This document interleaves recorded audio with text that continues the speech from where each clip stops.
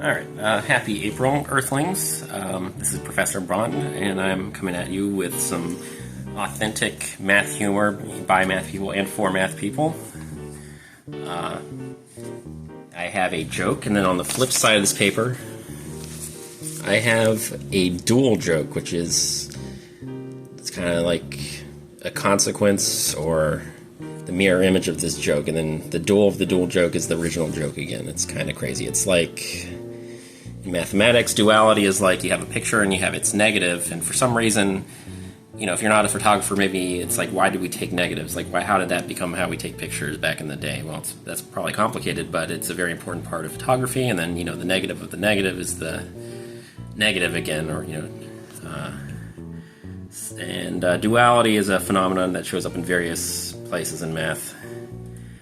And and one of the most famous jokes about duality is, well, this is just a joke about mathematicians, but the dual joke is, you know, an illustration of how duality works. So the joke is a mathematician is a device for turning coffee into theorems. And that was a statement by Alfred Renier.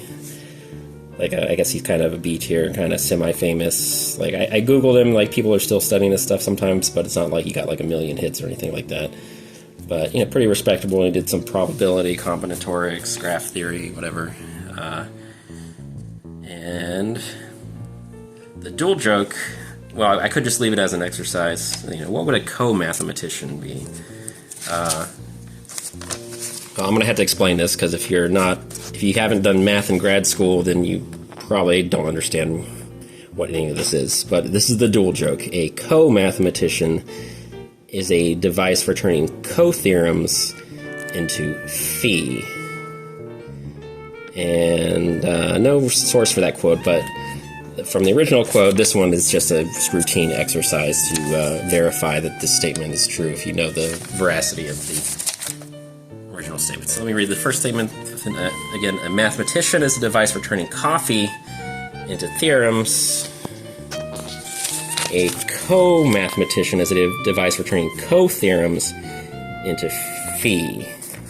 I don't get it. Yeah, we're going to work on that. So, all right, so we got to take this one step at a time. So here I want to do this flowcharty sort of thing. So coffee, theorem. So you have a thing, you have another thing, and then what you have in between, the arrow is represented by something. How would I label the arrow? Mathematician? Yes.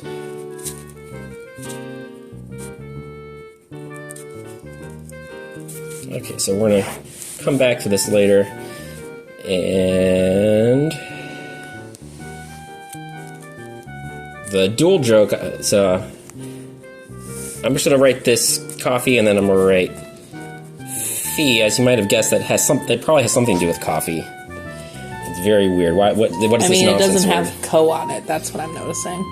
Yeah, this one gained a co, and that one lost a co. Right, why? And this arrow is co-mathematician. Okay, so this is kind of silly, but I will give a semi-concrete-ish example for why this kind of game with arrows and words came about. So I'm going to try to give one plausible explanation. But first, the rules of the game are, for duality, this is called a contravariant. That means the arrow goes backwards from how it went. Coffee turns into theorems, but co-theorems turn into phi. Why? Yeah, we'll get to that later. But let me just tell you the rules of the game. So right now you can just think of it as temporarily as this is a game that we play with words, and the rules are all the arrows go in the opposite direction. If you had a co, you lose the co. If you didn't have a co, you gain a co. Okay. Kind of stupid, right? Sure. So technically that's enough to get the joke, but that's like super duper extra stupid. So there is a larger context where this kind of rule pops out as a consequence for just how it works. And that is linear functionals. Ta-da! Okay. Ta-da! So linear functional is just, you have like some kind of things, and you just want to, you can think of it as just every theorem you assign a number to it. So you can think of it as like you're just scorekeeping, like your kid is just making up a game, or you can think of, if you're really materialistic, you think of you're selling the theorems for money. So Who's buying these theorems? I wish I knew. Okay. Just kidding. I haven't made any theorems in a long time. Womp womp. But in mathematics, you know, a theorem is not a number. A theorem is like something that maybe, you know, well, all of this is like, in order to do mathematics, you have to abstract things, and you have to make an artificial model of it that fits a certain structure. So you know, otherwise you don't even have you can't get any traction unless, you know, these all cows are spherical. Is the joke they make in physics class. Which, you know, we know it's false, but it's enough to, if you want to solve some book problems in a finite amount of time, you have to make some assumptions. So we think of theorems as this thing called a vector space. It's just, you can have theorem A and theorem B, or you'd have, you know, 3 copies of the theorem. And anyway, so this arrow right here, a linear functional is a cotheorem, is something that would take that theorem, and it could be points, like kids are just playing a game, like, you know, you're just, you know, throwing rocks and you hit the Coke bottle, you get 5 points or whatever. That would also be like a linear functional. Coke bottles are worth 5. Maybe there's a Sprite bottle that's really high up and that's worth 10. But in this, money is maybe a little bit more, I don't know, when you make it about money, it gets really serious and it's easier to relate to for some reason. So let's say it's money. So I think Diet Coke should be worth the most. okay, that's negotiable. We could do that. All right. So there's Moving forward. So this is just kind of one example of a cotheorem. You could have more than one, like one person that sells theorems for you. Doesn't, you know, he's not very good at it. He only gets you a few bucks, and somebody else could have sold that theorem for $20. Those are 2 different cotheorems, but a cotheorem is, you take this, a theorem is just a theorem, but then a cotheorem is something that takes the theorem as the input and then spits out money at the end of the day. So Again, I'd like to know where this person exists in space and time, but that's fine. yeah. It's, I think academia is kind of a harsh place to live. So let me go off on the side, and then why do you? So when you gain a co.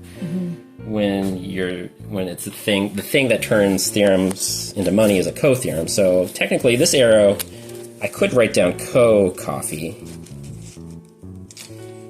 Yes. But the idea of duality is that we don't just keep stacking co's. It's kind of, if you have 2 co's, then you can put my Obi-Wan Kenobi hat on. Like a coffee from a certain point of view is just phi. It's so kind of the idea here with duality is that if you're somebody who's selling coffee, or if you're somebody who's selling theorems, so you have theorems. The thing is they both need each other. If you have just a theorem, you don't have money, and if you have just a cotheorem, well, you need the cotheorem needs the theorem to make money. So it's kind of which one. It's kind of. If you have a theorem, then if you get a cotheorem, the cotheorem turns the theorem into money. But you could sort of turn this on its head. If all you have is a cotheorem, well, the seller and the stuff that you give them to sell, it's which one's the input and which one is the output. Well, really, it's just a pair of things. And if you have one, the other one is the co of that. And then when you double co, it's for all intents and purposes. A co-theorem is just a theorem, and so if coffee already has a co in its name, that's why the joke has a phi. It's like we have.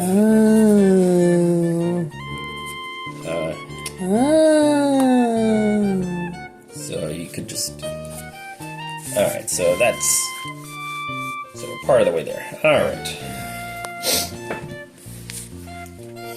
So then a fee turns coffee into money. Yes. Okay. Yeah, exactly. Alright. Okay, so, I guess the last part is, why does this arrow go backwards? And why does the co-theorem turn into phi? So, this is...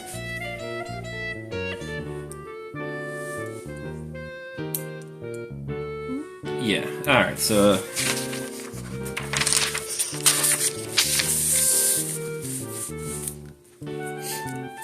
Alright, so the idea is so that I claim that there is a natural way of creating a phi if you have a co-theorem. So here's what you want. You want a phi. That's the goal. So,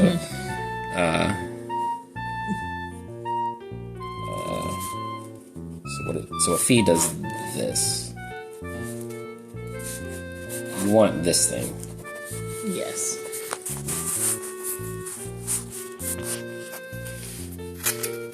And what you have is...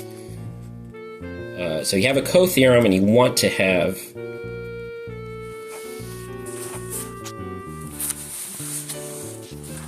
Here we go.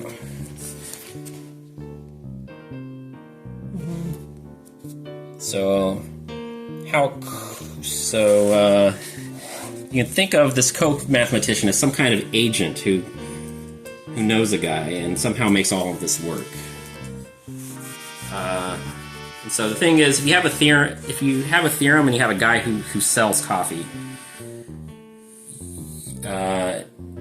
you take the theorem to the coffee maker and they're like, I don't know what to do with this. I just make coffee. It's a one-way street. The mathematician needs coffee, but the coffee maker doesn't need theorems.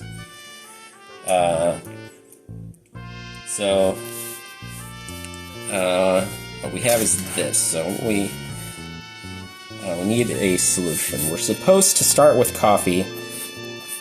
With the help of our code, what we do have is we have this arrow right here.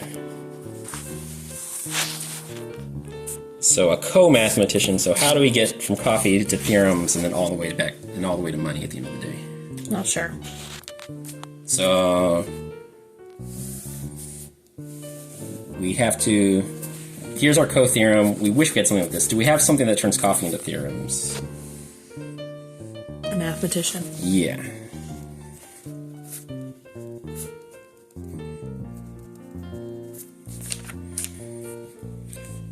And so this whole thing right here is a phi. So a co-mathematician, as you can think of as this secret agent, or not secret agent, but just an agent who you have a co-theorem, but what you really want is phi. You want somebody who can sell coffee, and the co-mathematician is an agent who takes your coffee to a mathematician, gives it to the mathematician, takes their theorem, and then gives that theorem to the theorem seller or the co-theorem. So what you have is just this arrow, but a co-mathematician makes all of these connections for you. So a co-mathematician says, oh, I have this, I want to be able to sell coffee. So the co-mathematician says, hey, I know a guy. And that's basically your first year of grad school. And I oversimplify a bit, but a lot of grad school is just what's the input, what's the output, and then how does everything get transformed when you start piling on extra nonsense. Thank you. I feel like a grad student. I feel like a mathematician. Yeah, well, that warms my heart. Excellent. Okay. Do you have anything else to say? Happy April, Earthlings. I hope you found this math humor very humorous. Let's admire it one more time. A mathematician is a device for turning coffee into theorems. That's Alfred Renier. And then the trivial corollary is a co-mathematician, therefore, is a device for turning co-theorems into phi. Yes, Earthling, laugh. Yes, laugh, Earthling. Happy